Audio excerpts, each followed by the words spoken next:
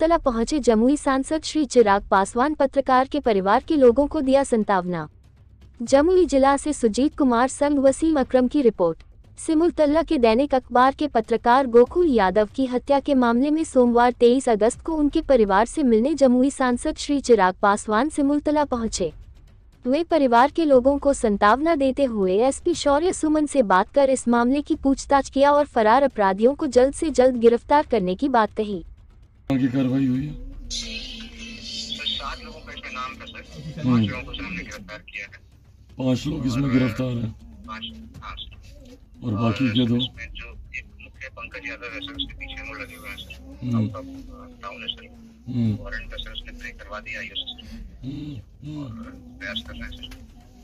नहीं तो ये पंकज का क्या अभी कोई उसमें आपके पास है लीड वगैरह, मतलब कब तक गिरफ्त में आ जाएगा, हम ये जानना चाहते हैं। प्रयास में लगे हैं सर, इस मंथ में सर उसको अरेस्ट कर लेंगे। इसको करवा दीजिए। ये घटना सिर्फ एक क्षेत्र की नहीं है, पूरे प्रदेश आक्रोशित है इससे। और प्रदेश ही नहीं, मतलब देश भर के पत्रकार, हम पीछे राजस्थान भी गए थे, वहाँ के भी पत्रकार इस विषय पे हमसे सवाल कर रहे थे। तो पत्रकारों में ये बड़ा आक्रोश है इस विषय को लेकर। इसको थोड़ा गंभीरता से लेकर स्पीड अप करवाइए प्रोसेस को। उसका पिताजी धमकी हम मुख्यमंत्री से भी इस विषय में एक बार दोबारा भी बात करेंगे। हम उस दिन भी किए थे, पर उस दिन वो शपथ ले रहे थे, और अभी हम दोबारा भी हम बात करेंगे। पंकज आप अपने स्तर से आप इसको स्पीड अप करवाइए। पंकज का पिताजी से धमकी भी है। और दूसरा, परिवार की सुरक्षा के लिए आप लोग क्या कर रहे हैं? भाई एक आदमी के साथ ऐसी घटना घटी, परिवार के बाकी लोगों को भी तो धमकी मिल रही है ना। नहीं तो परिवार उसके संबंध में भी सर ऐसे जो दिशा निर्देश दिया है सर, डीएम साहब से भी बात की है सर। नहीं, पर दिशा निर्देश के आधार पे हमको लगता नहीं एसपी साहब कुछ हो रहा है, क्योंकि पेट्रोलिंग वाली कार तक यहाँ पे नहीं है, तो परिवार को सुरक्षा मिलना तो दूर की बात है। कोई पुलिस पेट्रोलिंग भी नहीं हो रही है यहाँ पे। हम बस इतना आपसे आग्रह करेंगे कि परिवार की कम से कम सुरक्षा को भी प्रायोरिटी दीजिए। एक आदमी के साथ ये घटना घटी है, किसी और के साथ भी हो सकती है परिवार में। हाँ, परिवार की सुरक्षा की अरेंजमेंट करवा दीजिए, और बाकी जितने हैं उसके ऊपर थोड़ा सा स्पीड अप कीजिए उनकी गिरफ्तारी को लेकर। ठीक है एसपी साहब, हम आगे फिर एक बार बात करेंगे आपसे इस विषय में।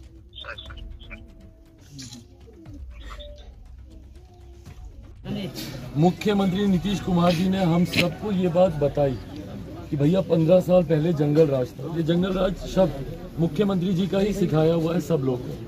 आज की तारीख में जो 18 साल का लड़का है, या 20 साल का लड़का है, या 22 साल का लड़का है, या गोकुल जी की जो सुपुत्री है वो IAS बनना चाहती है, उसकी जो उम्र है उसको नहीं पता कि भैया 15 साल पहले का बिहार कैसा था।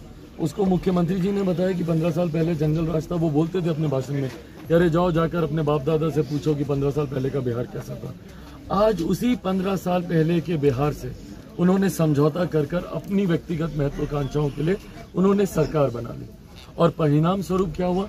9 तारीख को सरकार बनती है, 10 तारीख को यहाँ पर गोकुल जी की हत्या होती है, पत्रकार की। मैं इसको एक व्यक्ति विशेष की हत्या नहीं मानता, मैं इसको पत्रकारिता जगत की एक हत्या मानता हूँ। एक ऐसा व्यक्ति जो कि सही जानकारी को उजागर करने के लिए माने जाते थे, और पत्रकारिता को लोकतंत्र का चौथा स्तंभ कहा जाता है। ऐसे में जिस तरीके से अराजकता का माहौल मुख्यमंत्री जी के पुनः एक बार और शपथ लेने के बाद प्रदेश भर में उत्पन्न हुआ, और ये ही एक हत्या नहीं है, बिहार के बाकी जिलों में भी इसी तरीके से चौकीदारों की हत्या की जा रही है, व्यापारियों की हत्या की जा रही है, पत्रकारों की जा रही है।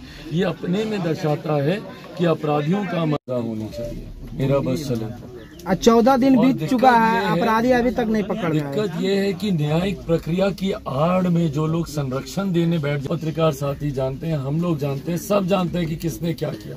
उसके बावजूद भी अभी ये लोग जांच करेंगे, पकड़ेंगे, पूछताछ होगी, तथ्य इकट्ठे करेंगे। सही मायनों में ऐसे लोगों को 24 घंटे के भीतर आप जानकारी इकट्ठी कीजिए, तुरंत कीजिए, तभी जो स्पीडी ट्रायल की हम बात कर रहे हैं। भाई तथ्य जितना समय बीतता है उतने एविडेंसेस के साथ टैंपरिंग होती है, उतने ही तथ्यों को नष्ट करने का समय आप अपराधियों को देते हैं। इसीलिए स्पीडी ट्रायल होना चाहिए और अपराधियों को कड़ी से कड़ी सजा मिलनी चाहिए। उनके भाई हैं, ये कुछ बात रखना चाहेंगे। या पेट्रोलिंग या 1-2 जैसे कि यहाँ लगा देते तो वो भी नहीं हो पाया उस दिन भी हम लोग पर। हम और बाहर से भी लगातार धमकियां आ रही है। अभी भी इनको धमकी मिल रही है, इन्हीं से ही और इसीलिए प्रशासन सुरक्षा इनको तुरंत पत्रकार को कानून व्यवस्था आना चाहिए। मेन जो पीड़ित परिवार ये बोल रहा है, उसके बावजूद अभी तक पूर्व मुखिया उसके बावजूद अभी तक प्रशासन अगर इनको सुरक्षा नहीं दे रहा है, तो मतलब एक और अपराध के घटने की भूमिका तैयार की जा रही है। पुलिस घटना का उद्भेदन किया है, उसमें एक अपराधी कबूल किया है कि पंकज गोली चलाया है, और घटना में उपयोग किया गया हथियार अभी तक पुलिस बरामद नहीं कर पाई है, ना ही मुख्य अपराधी की गिरफ्तारी कर पाई है।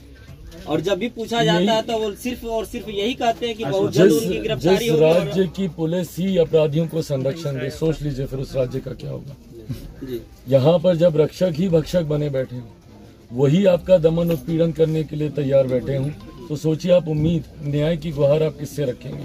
इसीलिए जब मैं बोलता हूँ कि बिहार में सरकार का बदलना जरूरी है। मुख्यमंत्री नीतीश कुमार भाई 2 दशक से मुख्यमंत्री बैठे हैं, 2 दशक में अपराध के आंकड़े निकाल के देख लीजिए। और सर उन्हें की घटना के 12वां दिन, गोकुल हत्याकांड के 12वां ही दिन लाहाबंद क्षेत्र में एक युवक के साथ फिर गोली मार, छेना व्यवसाय था सर, छेना व्यवसाय था। ये घटना हो रही है भाई, ये तो अभी हम लोग एक क्षेत्र की बात कर रहे हैं सर। पूरे बिहार के अगर आप आंकड़े निकालिए, हर रोज ऐसी हत्याएं हमने सर पत्रकार को सुरक्षित रहने के लिए कानून व्यवस्था आना चाहिए कि नहीं आना चाहिए? बिल्कुल आनी चाहिए सर, क्या आना चाहिए? बातों को लेकर कानून को कड़ा जी से बात कर तमाम तथ्यों को उन्होंने रखा। खुश हो। हम बता दें यहाँ पे जिस तरीके से इन्होंने रेल व्यवस्था बिल्कुल गड़बड़ से गड़बड़ है। यहाँ का स्वास्थ्य विभाग जो है 2 बजे तक ही खुलता है। आपने दी है, इसको जरूर मैं रेल मंत्रालय तक पहुंचाऊंगा। स्वास्थ्य विभाग 2 बजे तक ही खुला रहता है। स्वास्थ्य विभाग पूरे प्रदेश में स्वास्थ्य विभाग की व्यवस्था चरमराई है। आज नए स्वास्थ्य मंत्री आए हैं जो कि उप मुख्यमंत्री की भूमिका में भी हैं। उनसे उम्मीद है कि संभवतः वो चीजों को बेहतर करेंगे। सर रेलवे का जो सुधार कब तक आशा लगता है?